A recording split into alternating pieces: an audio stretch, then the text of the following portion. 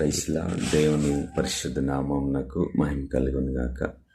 మీ అందరికీ యేసుక్రీస్తు నామములో ఉదయకాలపు శుభాలు, దైవాశీస్సులు తెలియపరుస్తున్నాను. అనుదినము దేవునితో అనే ఈ సహవాసానికి మీ అందరినీ ప్రేమతో ఆహ్వానిస్తూ ఉన్నాను. ప్రియులారా, దేవుని వాక్యాన్ని చదువుకుందాం.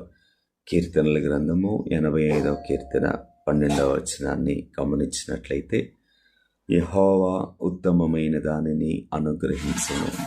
ఆమె చదవబడిన వాక్య భాగంలో కోరహ అనబడిన వ్యక్తి తన ప్రజల యొక్క సంతోషాన్ని కోరుకుంటూ దేవుడు తప్పకుండా తన కోరిక ప్రకారము ఉత్తమమైనది ఇస్తాడు అనే నమ్మకాన్ని వ్యక్తపరిచాడు.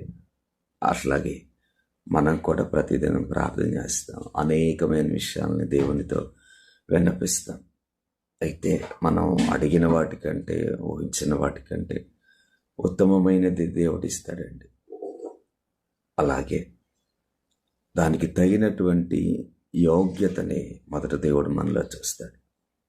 మనకి ఏది ఎవరు ఊరికే ఎవరు, అలాగే దేవుడు కూడా ఒక మనిషి చేసిన విన్నపాన్ని ఆలకిస్తాడు, ఇస్తాడు, వాస్తవమే. కానీ దానికి తగినటువంటి అర్హతని మనం కనపరచాలి.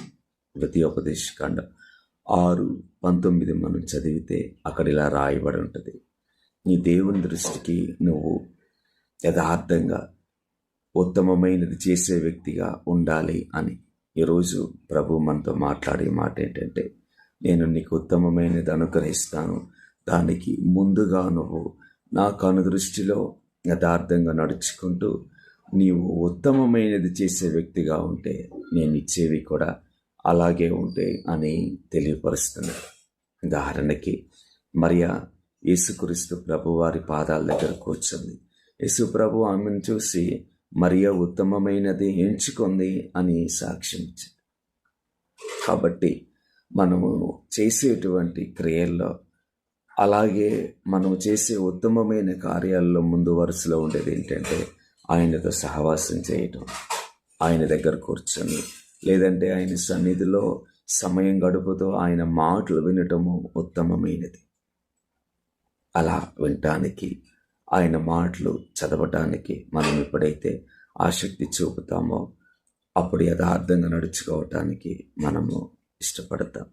అలాగూ యథార్థంగా నడుచుకుంటూ ఉత్తమమైనవి మనము కొనసాగిస్తే ఆయన చేత ప్రేమించబడి ఆయన కార్యాలకు మనము పాత్రలమవుతాం.